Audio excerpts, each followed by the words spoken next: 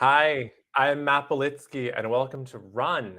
That's right, it's not Reach anymore, it's called Run, because I've received an outpouring of support from people across the board, people reaching out to me on LinkedIn, emailing me, booking time on my calendar, looking for help with AI, all sorts of stuff going on this past week. And I just wanted to say thank you so much for everyone who has been so gracious in supporting me through these live streams and beyond. Um, all right, you're probably like, what's going on? I was tuned in for Reach, now it's Run. Okay, so run, don't walk, as they say. R is for radar. I'm going to tell you what you need to know, very similar to what we did in Reach. U is for unlock, where I'm going to upskill you through live demos. I have a really exciting one planned for today. And then N is next. Are you ready for the next step, or what's up next? Preview is that today's unlock is vibe coding with Cursor AI. Very excited to have that content ready for you. A quick reminder for those people who are new here, it would mean the world to me if you liked this content and even pressed the subscribe button on the reflective platforms if that's available. It helps the algorithm show my content to more people. And of course, you are always welcome to join me every week at 2 p.m. Eastern Time. And that is here. Run, don't walk. Broadcast live Saturdays at 2 p.m. Eastern. Okay, let's jump right into the content. Let me start with this next scene. And I'm going to share my screen. And I'm going to share the following. Let's start here. Okay, this is the talk of the town this week in AI. Whoops, let me change this around a little bit. Whoopsies. Yeah, sure. All right, so OpenAI buys Johnny Ives' AI startup called IO to completely reimagine what it means to use a computer. So specifically, what I have here on the page, there's this video that came out. Johnny Ive is the guy who designed the iPhone and a lot of the Apple products, and he's known for building all of that. And so earlier this week, there was this video that came out where effectively, I believe OpenAI acquired Johnny Ive's company for, I think, $6.5 billion. And according to Sam Altman, the CEO of OpenAI, he's been using a prototype of what Johnny Ive's company does for a little while. Here I have a line. According to Altman, Ive gave him a prototype of the first device to take home to test. Quote, I've been able to live with it, and I think it's the coolest piece of technology that the world has ever seen. So upon doing a little bit more investigation, there's been some leaks around what this is. And according to speculation, the aim is to ship 100 million of these AI companions, as they're calling them, and it will be compatible with using a phone and your laptop. Apparently, it will be able to go on your desk or in your pocket, and it will be unobtrusive. So, as you can imagine, this is what's hitting the headlines right now. Talk of the town. Very exciting, interesting news. And I share this to start the radar section to tell you that this is the majority of what people are thinking about in terms of the future of AI, that it's going to be reflective in consumer devices, and that we can just listen to the headlines and that will tell the full picture. But I actually have some more to share with you, as you can imagine. And so I'm going to keep going with some more updates and then tie this back in a second. So next up, we have Claude Opus 4. This is the new model that came out 2 days ago from Anthropic. And what's most exciting about this model, in addition to several features, is that, and I believe I have it let's see, down here, Claude Opus 4 can effectively search through external and internal data sources to synthesize comprehensive insights across complex information landscapes. What does that mean?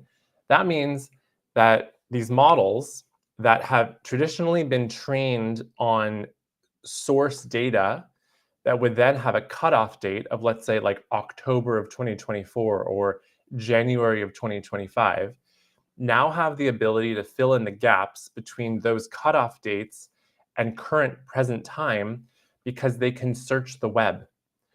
And now it's integral in these models. And so not only are they getting smarter, but they're also getting more intelligent in the recency of information that they're able to provide to us as users.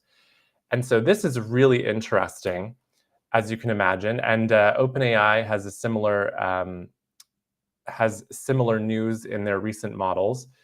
Now, in terms of understanding how smart these models are, I was trying to do a little bit more research. I was reading through an article on TechCrunch about the Claude 4 news, and I saw this really interesting chart here, which is how the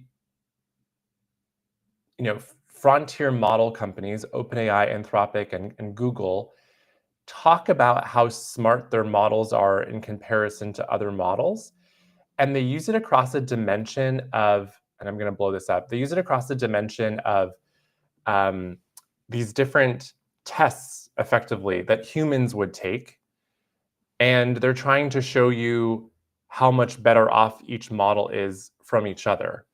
But what I found is that it's not very telling to understand how much smarter the models are versus humans, because these tests are intended for different groups of audiences. For example, the one on the bottom here, high school math competition, you would assume the only people taking that would be high school math seniors, potentially, instead of it being the test up here, which is graduate level reasoning. And so what I figured I would do is put together a bit of analysis, and that's what I've done here. Let me just make sure you can see this. Not yet. I'm so sorry, you couldn't see this. This is the TechCrunch article that I was talking about here, where it's talking about Claude 4, and then you come down here and you see this chart. And so this is the chart I mentioned where it's comparing the models against each other. But on the side, you can see these are different tests that humans would take. Then this tab is it blown up, where you can see a little bit more clearly where it's doing the comparisons versus other models, but it's also using the dimension of these tests. And I was mentioning high school math is different than graduate level reasoning. And so what I've done is put together this analysis, which you can now see perfect, to give us an understanding of how humans equate in this. And I'm very proud of this because I threw this together this morning, and I figured we would go through it, and this would give you some perspective and understanding how smart are these AI models getting. And now that they have the ability to search the web, it's like, what's possible? So let's go through some of these examples. The first is the GPU-QA Diamond graduate level reasoning, which is PhD level multiple choice questions in biology, physics, and chemistry. A sample question: what is the most likely equation for the observation that the reaction rate increases exponentially with temperature in accordance with the Arrhenius equation? Now, I have no idea what the answer is.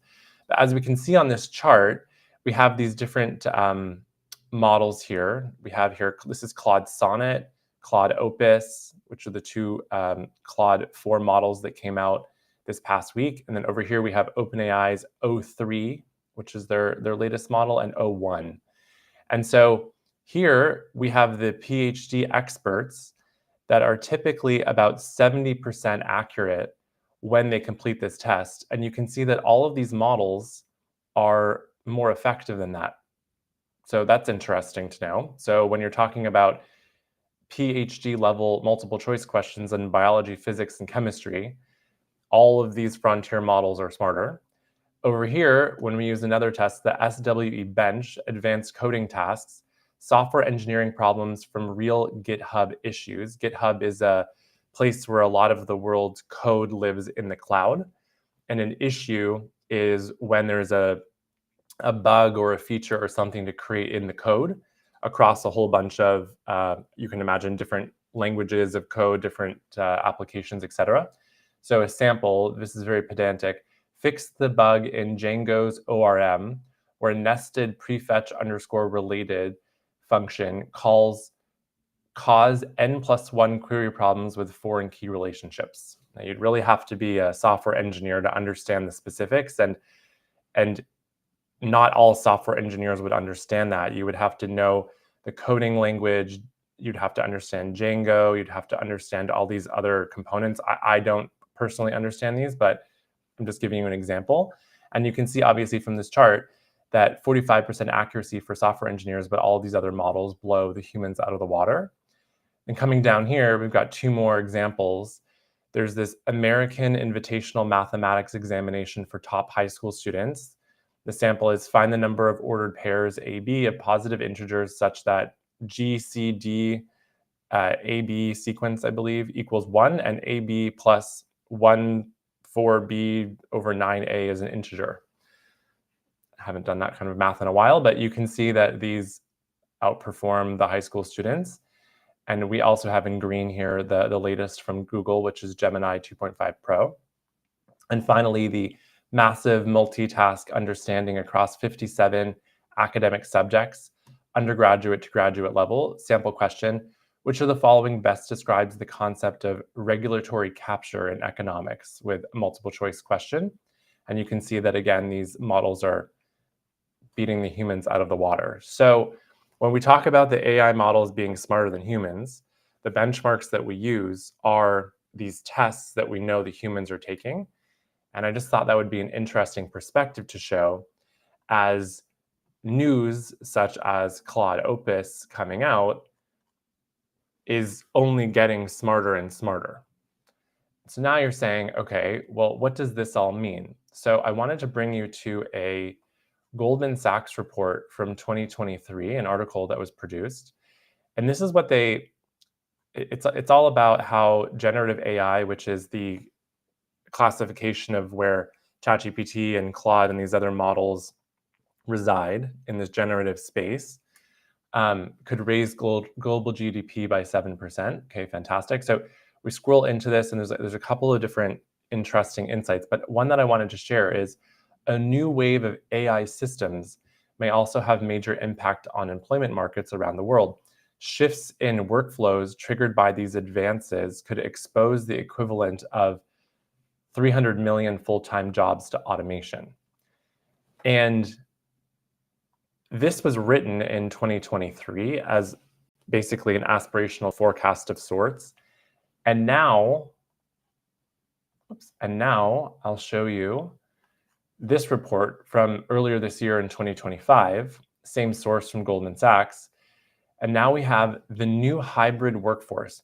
AI systems are becoming more like humans, so why not employ them like humans? The capabilities of AI models to plan and execute complex, long-running tasks on humans' behalf will begin to mature. This will create the conditions for companies to eventually employ and train AI workers to be a part of hybrid teams of humans and AIs working together. Interesting, right? So, a couple of different things converging here, and I'm going to stop sharing so it'll come back to me. Here I am. I think it's so interesting that in the news we have this excitement around consumer products that are driven and fueled by AI. Then separately, we also have these frontier models that are getting smarter and smarter and smarter and unlocking superhuman capabilities. But the way that it's translating into the professional world, into the corporate world, is that we're able to use AI systems, which are now becoming more like an AI equivalent of a human to be used in a business setting. And the reason I thought this was so interesting is because this is what I do every day. The term AI system is technically new to me and very interesting to read in the documentation because it is effectively what I am doing in my day-to-day life. And I thought I would just bring you on a quick journey of where I was and where I am to share that context with you. So at first, and in previous episodes, I've talked about MapChat. I built this conversational AI chat app to effectively onboard new people, including myself at the time, to understanding how to engage with generative AI models, but not be locked into one specific model and instead use a whole bunch of different models to then have a more agnostic approach of how you could engage with generative AI. So that's the first level. In doing so, I've become quite an expert at prompt engineering, which is the ability to converse with an AI and get the types of outputs that you need quickly without having to have long, drawn out conversations. And I only got better over time because I've done it with a lot of practice. So that's the first level. The first level is getting comfortable with the models and getting comfortable making the models work for you. So I would say that's like a level 1. Then level 2 is when you're able to identify a strategic initiative, let's call it that, which would bring tremendous value to either you as an individual or you as an individual in an organization or to the organization at large. One such example that I worked on is identifying win and loss patterns in sales deal data over the course of a year or so or more. And what I discovered is that I could build a workflow using the latest technology centered around AI, but under the guise of using a reasoning step where the real expertise is training the AI on what type of output you need based on prompt engineering. So this is how level 1 fed into level 2. And then what I was able to do is get this very rich data set because I knew the types of inputs and outputs that I was working with from level 1 to deliver a new data set from level 2 that I could use then for analysis. And to give you some more perspective of what I'm talking about there, I was able to analyze 5 quarters of closed won and closed lost data from deals that had happened within one organization and get very crisp reasons as to why these deals win and lose, including very specific reasons like, was it because of education? What were the subjects of education used during the call? How long was the call doing education? How many people were on the call? Who was the buyer? What type of persona did they have? Did we win because of a product feature or lose because of a product feature? Did the messaging that we shared really resonate or not? All sorts of like really insightful things that may have been possible before, but would have taken a long time. And so based on my analysis, I was able to deliver 16 months worth of human labor in 24 hours through the AI. And that was completing level 2. And then building on this, level 3 is AI systems, which is what the Goldman Sachs article is talking about, where after you have set up these workflows that can deliver these outcomes, you basically stitch them together and have an AI model sitting on top of them with its own, you could call it agency or autonomy. And what it does is effectively manage those workflows on your behalf. And so it works like an analyst, it works like a researcher, it works like, and it knows what to do because you've given it the right set of tools. But effectively, that's how an AI system is built. And that's how it's built to work alongside humans. And so I have been building AI systems for quite some time now. I just didn't realize it was the term. And I'm quite excited to share that that's what I've been up to. So what's on your radar? Lots of news in AI. I think the real thing I want you to take away is that there's a process, a journey from level 1, which is understanding prompt engineering, to level 2, which is carrying out a workflow that delivers business value based on prompt engineering. And then there's level 3, which is stitching together these workflows and giving the AI autonomy to do work on its own, where it can effectively be an employee that is not a human. So that is the R of radar.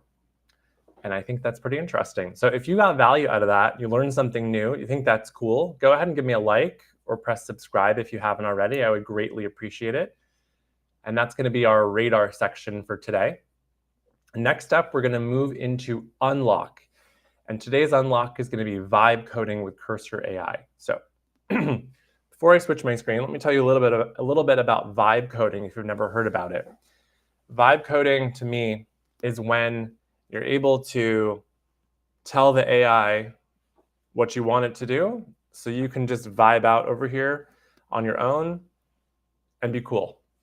So that's effectively what vibe coding is. It's like just letting the AI kind of get through it, and you're just vibing with the AI, and you're letting it do most of the work, if not all of the work, and you're figuring it out from there.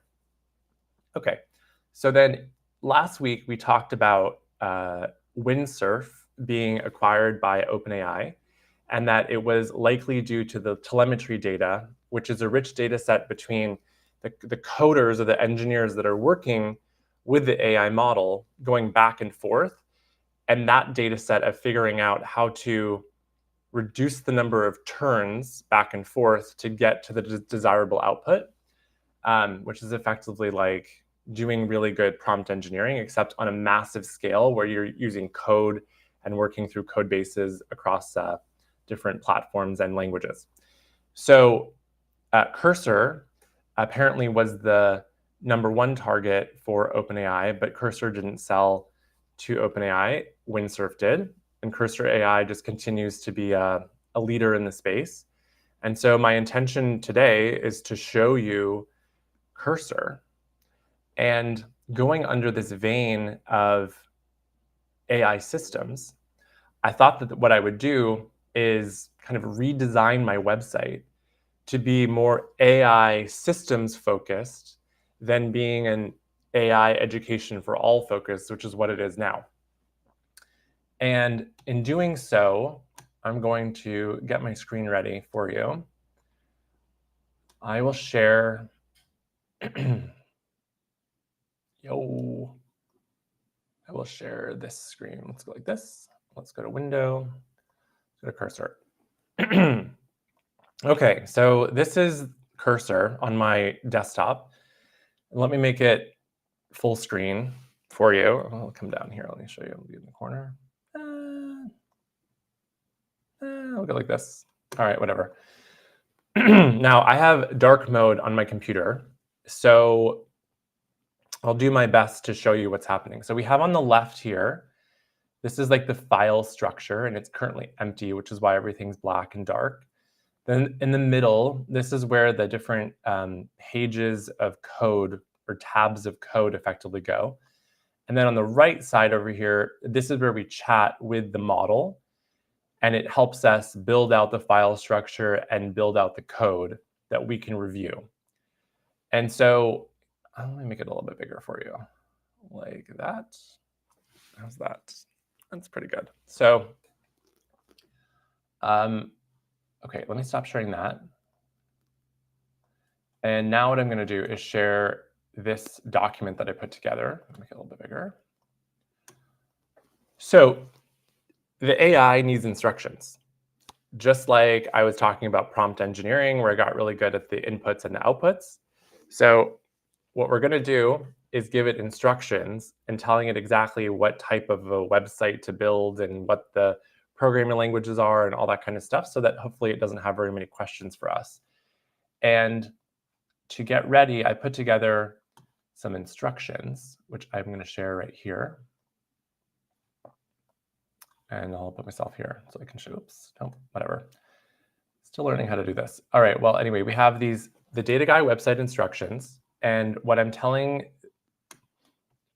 Cursor to do is through the project setup, we're going to have Next.js 15, Framer, Tabler, Tailwind, and Google Fonts. The design system, we're giving it colors. It's going to be black and white and tennis ball color neon. The typography, I told it exactly what fonts to use and where to be on brand. And then the layout, I said I want a single page website, clean mirror, generous white space, mobile responsive, and maximum width of 1200 pixels centered, which is customary for a desktop responsive like web browser on your computer mode. And then for the content structure, I took it a step further and put together different sections about AI systems. The first is the data guy building AI systems capable of running your entire business. I'm Matt Belitsky, and I help organizations build AI systems, automated workflows that combine machine reasoning with business processes to operate. And operate autonomously. Think of it as augmenting human labor, making your employees 10x operators. New term that I'm toying with. I think it's pretty cool. And so basically we have that goes down and down and down and down. And then I have technical requirements with the dependencies that are the versions of the different libraries that I mentioned above. So we have Next, React, Framer, etc. And then there's a Google Fonts import. And then some more details about the theme configuration, interactive elements, the performance, and any accessibility settings. Then I'm also providing the file structure. It's pretty interesting. I mean, it's a lot of details to provide. I just wanted to give it as much as possible to see what it could come up with without having to ask too many questions live. So what I'm going to do is I'm going to stop sharing this, and I'm going to paste all of this into Cursor. And I'm going to show you that right now. Let's go back over to Cursor. If you've never seen this before, it's going to be pretty cool. Let's see, did we get that working? Yeah, okay, cool. So what I'm going to do over here is I'm going to make a new file. I'm going to call it instructions.md, MD for Markdown. I'm going to paste in the instructions from that document that you saw. They're all here. The pound signs that are here, these number signs, they represent a hierarchy of data. So 1 is like a header 1, 2 is header 2, header 3, etc. And it lets the AI language model understand how to interpret the data just as you were seeing it live moments ago. And so what we're going to do in the instructions chat right now is I have it. I won't bore you with all the settings and everything, but what we're going to say is use these instructions to build the website. Enter. And we're going to watch it go. I'll start the website based on the instructions. Let's start by setting up the project and implementing the structures described. And you can see it's doing create a Next database in this folder with a TypeScript and Tailwind. I'm going to press run. And it's going to ask me some specific questions. I'm going to say, OK, to proceed, yes. Would you like to use code inside? I'll say no. We'll say, would you like no? Would you like to customize the import? No. And now we're going to let it go.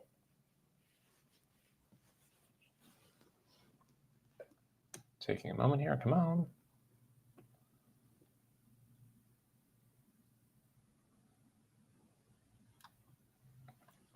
There we go. Now let's navigate to the project directory and install the additional dependencies. Run. Now it's installing Framer and Tabler and React. There we go. Let's examine the project structure that was created. You can see on the left-hand side, it's put all of this content, which is folders and files and data on the left. That's the whole directory that it's put together. And now it's just adding more and more, and it's using this instructions in the middle for its context. And it's building everything out.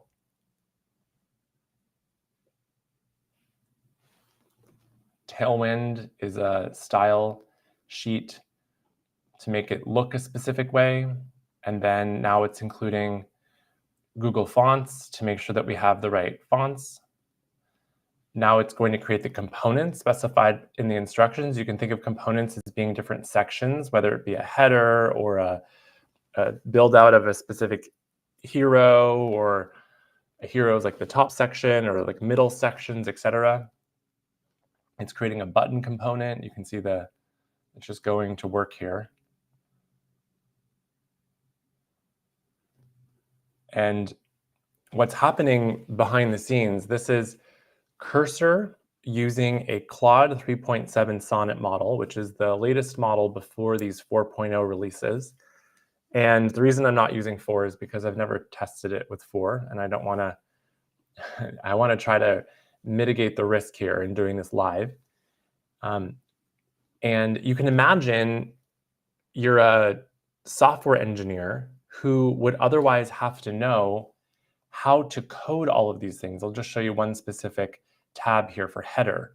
So this is all of the code that it put together just for the header element. And the utility section, this is the utility section that it put together. So you can imagine a web designer, front-end, database engineer, back-end, DevOps, who usually deploys code.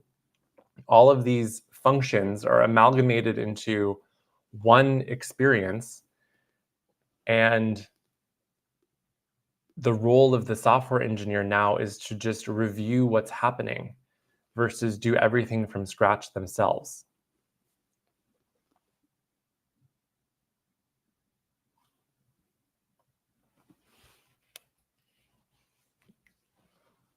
It's going. Now let's update. Okay, I'm going to put on some music. I forgot to do that earlier. Let's go find some cool music. How about this?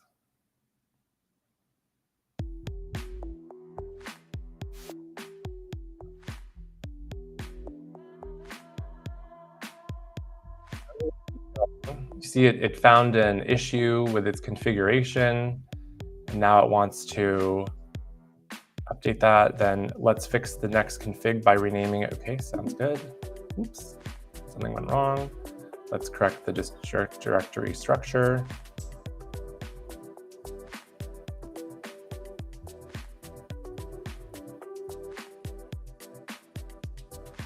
Okay, now what we're going to do is enter this command, and this will spin up a preview server locally on my machine, which is what I'm going to do. And let's go ahead and see what this looks like.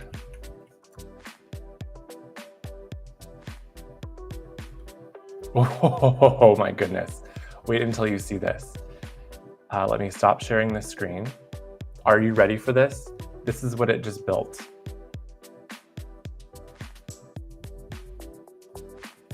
Look how cool that is. This is what it just built right now, using that file that I created for it. So how long did that take? Maybe 5 minutes tops for me to enter the information in and for it to create all of the content. Let's go ahead and see all the things it made. It created a button that we can switch from light to dark mode. It has my font from the data guy. It has my font for the rest of this. It has a placeholder image over here. We've got all the text we had before. I'm Matt Belitsky, and I help organizations build AI systems. Scroll down, let's see. It added a placeholder for the book, Skip the Line, for your unlocking your unfair advantage. We have down here a section about the data guy, what are AI systems, different roadmaps. I mentioned level 1 and level 2. Level 1, becoming a model specialist, versus level 2, delivering strategic initiatives through being a business strategist. Look at this. Introducing Matt Chat, which I've mentioned before. Run, don't walk, the current live stream. You can see some of the white on the neon is a little bit off. Trash or Stack, the new community that I've launched. More on that in another time. And then Work With Me. Very limited availability these days, as you can imagine. But pretty cool, pretty cool. So now I can go back to Cursor and let's give it some more instructions. Let's go to here. All right, let's say, all good, we don't need to do this. Let's X out of this. And so let's say, looks great. I see an issue with black text on black backgrounds, BG, or white text on neon and tough to read. Please rethink your approach and try again. Enter. Let's see what kind of instructions. I see the issue with text contrast. Let me fix the color usage and ensure better readability and accessibility across the site. And we'll go back to these instructions. You can see it's changing the accent colors for this global style sheet. Now it's changing it in the code so that the entire site is impacted. And now it's looking at the specific sections that had the issue that I presented to it. And it's going to, I think, one by one, go ahead and fix these different components. You see the section, now it's the button. I'll give it a second. You're probably saying, why is it going so slow? Or you might be saying, I can't believe this is happening in real time. You can imagine with these, as mentioned in the radar section, these frontier models that are so smart, and they're only getting smarter. Remember, I'm using Claude 3.7 Sonnet, but I could use Claude 4.0 Sonnet, which is the next version, or Claude 4.0 Opus, which is the model on top of it, the smartest model from Claude, from Anthropic, to do this. And effectively, it would be even smarter and more effective at doing this than what you're seeing now. Imagine where we're going to be in a couple of months. So when I talk about the importance of educating yourself and taking that next step and understanding how you can use AI to amplify your value, this is what I'm talking about. This is what's going on in the world right now, because we already have our development server running. So let me go ahead and switch back to the other screen, which is this one. And let's see, did it change things around? It did. Remember, you couldn't see these, I didn't even know that was there before. Look at that. Yeah, it changed all the text around to make sure that the contrast is really clear. Wow. How cool is that? How cool is that? Okay, let me stop sharing. Let's go back. And back to me. So we just effectively made a website in a matter of minutes that looks very, very professional. I'll show you one more thing, which is the mobile responsiveness. So I'll go back to this website. And when I shrink the margin or the width of the screen, it should then change the elements around based on the screen size that's available in the moment. Oh, look at that. You see how that changed right there? And then we can go even, see the menu bar on top, the options that are up here. When I make it smaller for a smaller screen, you see it's responsive, and it made the little menu here that I can go and access. And I go down and down and down and down and down. So this is like effectively a mobile website, a desktop website, all in one, created from scratch, and it just took us a matter of minutes. This is the power of using a cursor or a windsurf to build out your app, your website, whatever it is, the web. Now, a natural question you probably have for me is, okay, well, now that you have this effective prototype, how do you get it pushed into a website? It's very easy. And we can go over that another time. But basically, now that you have the code, you just need to make sure that it can be hosted somewhere. And there are a couple of different options for doing that. But yeah, that's it. That's how you can create a website that looks super professional for your business in a matter of minutes using vibe coding, using Cursor. Of course, it helps to have the requirements document that I made so that it understands all of the content and is not guessing and putting some generic content in there. But yeah, that's the power of what we're dealing with now with how AI is able to code. And so I'm going to actually go back to this benchmarking analysis that I put in place, and then let me share that with you from the radar section, this one. So here we are with this software engineering problems benchmark from real GitHub issues. And you can see the software engineers usually get it about 45% accurate versus these models, Claude Sonnet 4, which is 73% accurate, and then Opus, which is the same thing, about 73% accurate. I remember I was using the lesser model, which is 3.7, than this. So you can imagine where the world is going right now, and that knowing how to use AI is now interpreted as different things. First level is understanding how to interact with an AI model, ideally with multiple types of models, so that you can understand the input and the output that you're going to get with more confidence, and then massage the answers to give you exactly what you need so that you have high confidence in what's happening. That's level one. I would say that's like where you become a model specialist, where you understand the different models and what to get out of them. And level two is where you create a workflow where you have data that's coming in and out of different systems, and it's managed through reasoning steps, which include prompts that are telling the models, based on this input, I want this output. And it can be multiple steps in a row, it can be one big step, there's a lot of options, but effectively that delivers a new set of value because it provides insights that weren't possible before, or it delivers some automation that is in real time that humans just can't do that type of volume with that type of accuracy.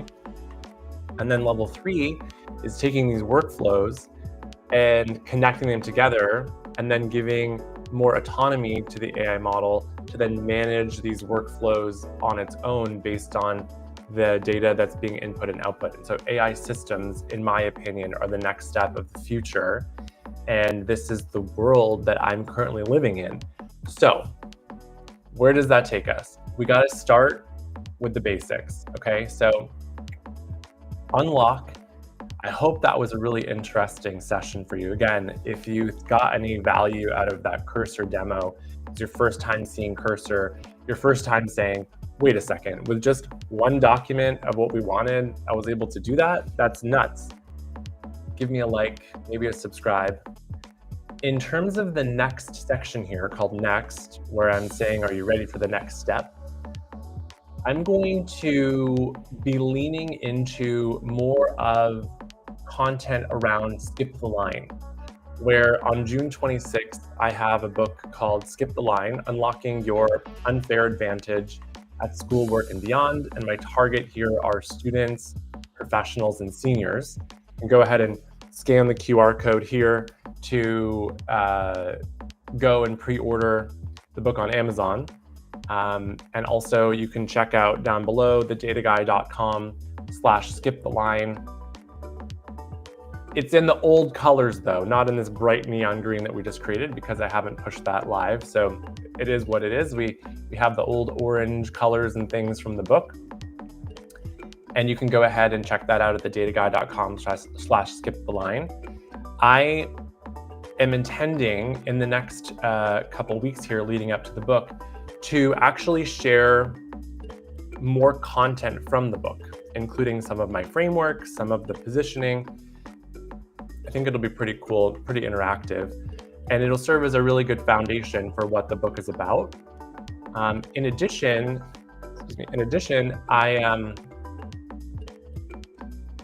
I was just saying before that everybody has to start somewhere. And I didn't start this journey by building AI systems from scratch. I started by learning how to interact with these frontier models, with these large language models, with these OpenAI, ChatGPT, with Anthropic, with Claude, and with Google's Gemini. And after getting a established foundation, then I was able to move to these other levels that I mentioned. And so my suggestion is to